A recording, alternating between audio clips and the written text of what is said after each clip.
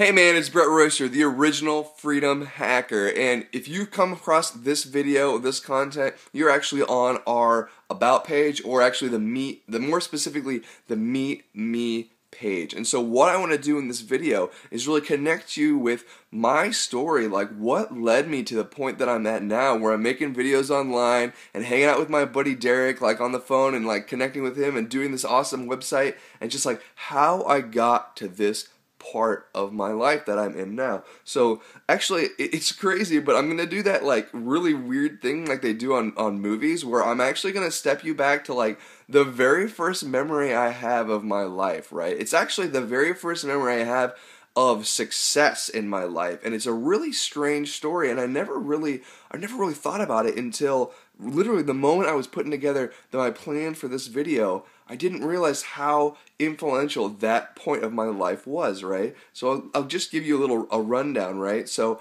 I was actually at a Mexican restaurant. It was called Amigos, right, in Omaha, Nebraska, and I actually looked up something yesterday about Super Nintendo, and so it must have been around 1990 or 1991. So I would have been 8, right? 8 or 9, okay? So what happened was Super Nintendo was coming out, and I owned a Nintendo, and my mom told me I could not have a Super Nintendo because she thought it was a big scam. She thought that because we had just bought one like 2 years ago, right? So she thought every couple of years they're going to come out with a $200 plus system that she was expected to buy. So she was like, no, you can't have that. So we were at this Mexican restaurant, and don't ask me why, but they had a wishing well, right? They had a fountain and all these pennies in there. And I remember I had a penny, and I threw it in there, and I wished. And it wasn't just a wish. I actually prayed to God, but for some reason, I really attached myself to that physical, like, I threw a penny in there, and I prayed, and I wished, Lord, Source, Infinite Intelligence, the universe, whatever you believe, please give me a Super Nintendo. I'm totally serious here. And what was interesting about that moment is that before that point in time, I'd never really wanted something on a conscious level. There's stories of me wanting all kinds of stuff, right? My mom has all kinds of crazy stories, but I don't remember wanting something so bad that I kind of gave up. I gave up the idea that I was in ultimate control of that situation, and I sort of gave it away to a higher power, right? I never ever had that situation before, that one moment. And I got the Super Nintendo, right? But what's interesting about it is that, like, unlike anything else I'd ever wanted in my life, it wasn't just given to me. Like, I started saving my money, right? I started saving my money. My mom helped me go to the store, and we put a Super Nintendo on, like, rain check, I think is what they called it, or layaway. They called it layaway. And, like, I don't even think they do layaway anymore, right? Everyone's got credit cards. They don't need layaway. But we put a Super Nintendo off on layaway, and it took me months to earn the money to get that Super Nintendo. And then I finally got it. And when I look back on that moment of my life, this is what I think to myself, that was the first time I seriously had, like, prayed. That was the first time I had seriously, like, sort of like expected there to be something else on the end of my desire, of something, and I felt like that I didn't have control of it. But in actuality, what I was doing in that moment, I was really just tapping in to my purpose and my desire and the things that was already there that I needed to connect with. Now, if that resonates with you, I want you to just listen, okay? Because my life was not always like that. I was strongly an imaginative child, right? I was always off fighting monsters and, like, killing dragons and rescuing princesses and all kinds of stuff. And, like, shooting laser guns, and, like, I took down a couple Star Wars bad guys and, the stuff from Star Wars. I blew up the Death Star like 9 or 14 times. The point is, I was just an imaginative fool, right? My brother and I, we just go out and play all the time. We had, like, certain parts of the yard were like castles and stuff, and I'm kind of rambling, but I'm just trying to express to you just like how imaginative and in touch with my everyday everyday purpose I would just wake up and I would think, I wouldn't even think, it would just be like, today it's time to be a dragon hunter. Or I'd wake up and it'd be like, today it's time to be, Luke Skywalker, and like, it's, and it just kept going and going and going. And then somewhere along the lines, that imaginative connectedness with my purpose, right? Because I wasn't deciding my purpose. I was waking up every day and it was just bam, there. It was just bam, there. And somewhere along the lines, I lost it. I started waking up thinking, okay, what are my responsibilities today? I started waking up and thinking, okay, what do I need to do for everybody else besides myself today? And I started having days where I didn't enjoy my days anymore. And it probably started around college, right? Now, don't get me wrong, I loved college. But, you started getting more responsibilities and sort of like days that were less about yourself and more about pleasing other people, right? Well, it kind of culminated when I finally got a job, and I basically got this job that I never said I wanted, like a desk job. Not to say that desk jobs aren't good. I mean, I earn a lot of money at my desk job, right? I earned a lot of money at desk jobs. And if you have a desk job now and you love it, great. If you are kind of like me and it's just sort of like the thing you needed to do to move on with your life, I feel for you, man. I really do. And I really hope that you really listen to what I'm saying right now. Excuse me.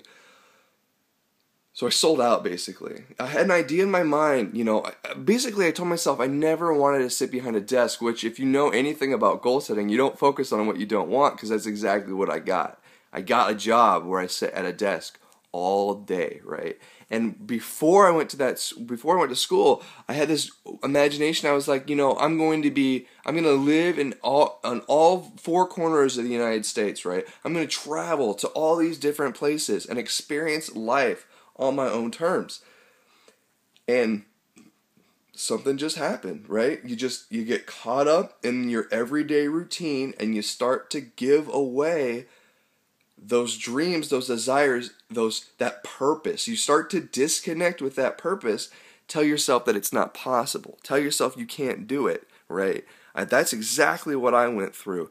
To give you an example, I actually have this deep desire to visit Easter Island. Ever since I've discovered Easter Islands and the heads on Easter Island, I always wanted to go see them, right?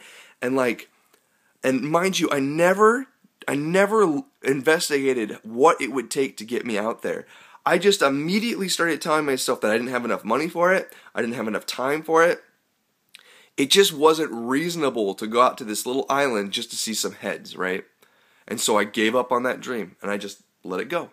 And when I let go of that dream, guess what?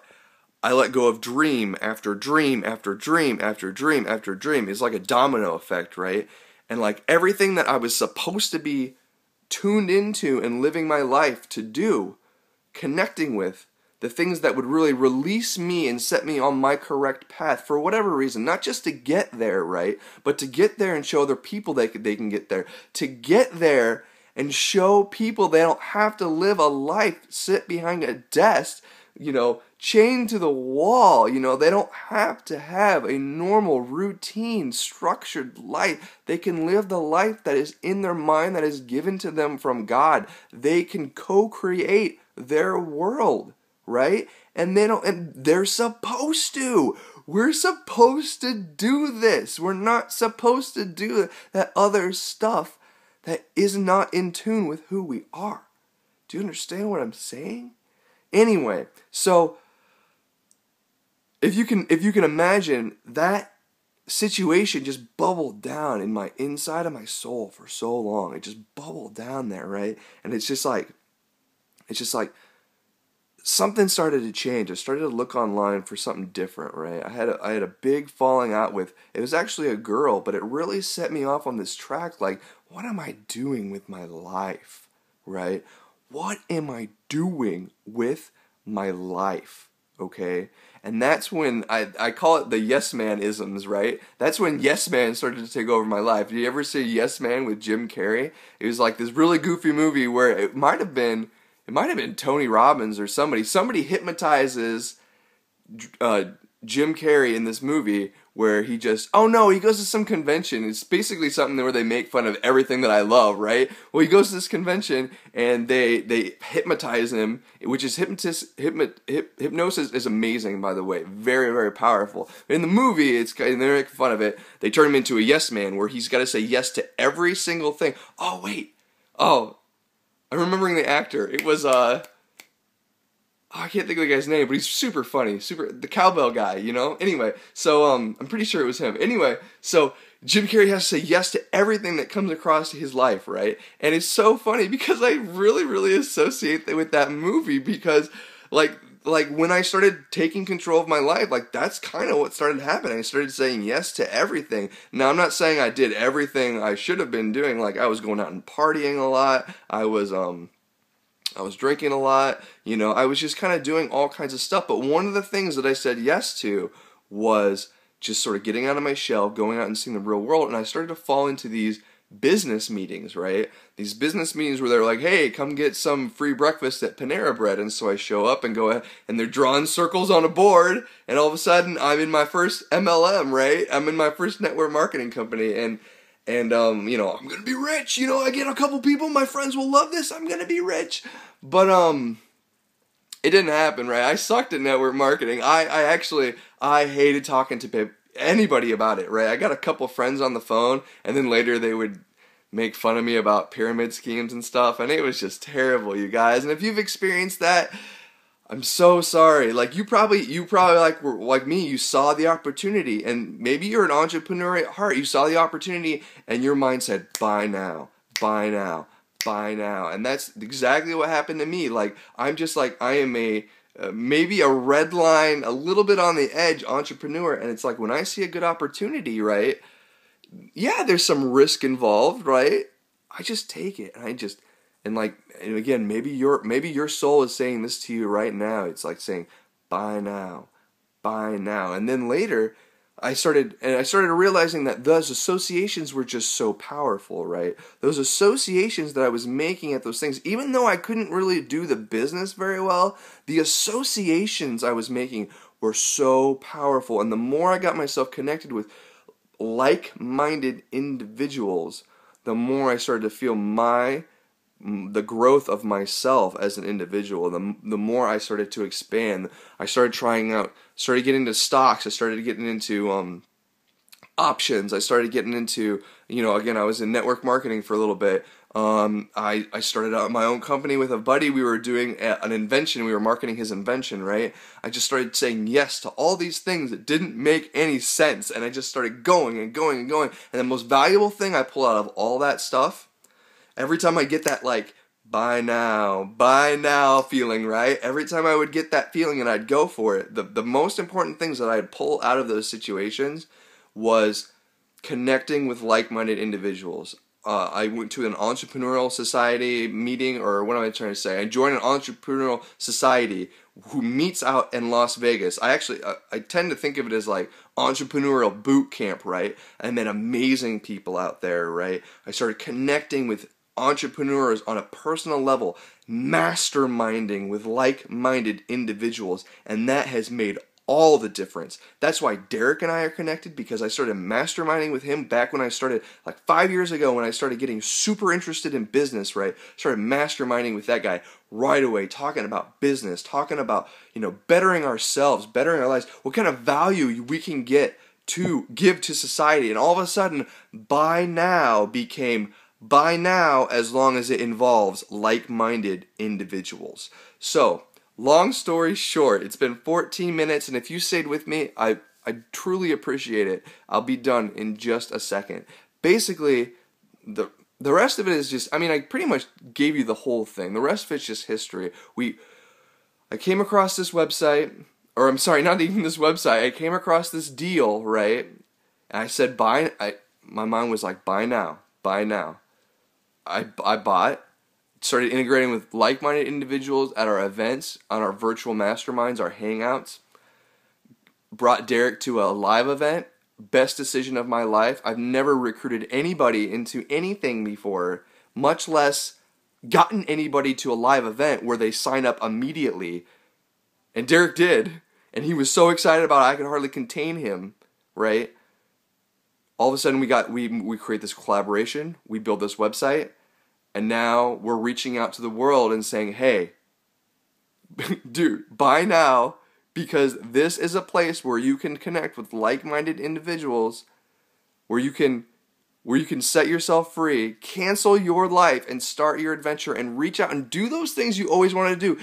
Dude, if you want to go to Easter Island, I'm going to go in a month. Let's get this done. Let's do it. But most importantly, you need to start now. And starting now means I've actually included an email address in the content of this stuff. And there's probably links. Join Freedom Hacker, right? So get on our email list. Join Freedom Hacker. And our back-end income opportunity is called Empower Network. I want you to take a serious look at it. My buddy Adam actually will give you all the details in our free informational video, where he'll actually even introduce you to David Wood, who is the man that inspired me to put together plans for videos like this. It's really skyrocketed my marketing, right?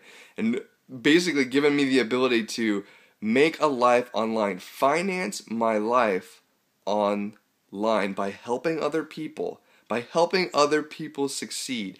It is an amazing place to say, yes, I'm gonna buy now and hang out with like-minded individuals. Alright guys, it's been Bret Royster. Really long About Me video, and I hope you got some value out of it. I just truly, deep down inside, I want you to succeed, whether it's here or somewhere else with somebody, in somebody else's team, in somebody else's deal.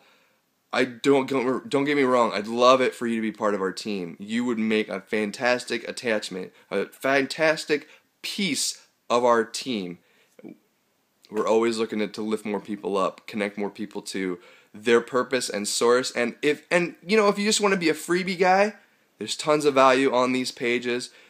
Derek and I are pouring out our heart and soul to provide you with the most value we possibly can. Do study and teach to get this information up to you as fast as possible. Alright guys, it's been Bret Royster. If you would, send me an email on that email address I have below. Get on our email list, but most importantly, just cancel your life and start living your adventure. Alright guys, it's been Bret, and I will check you later.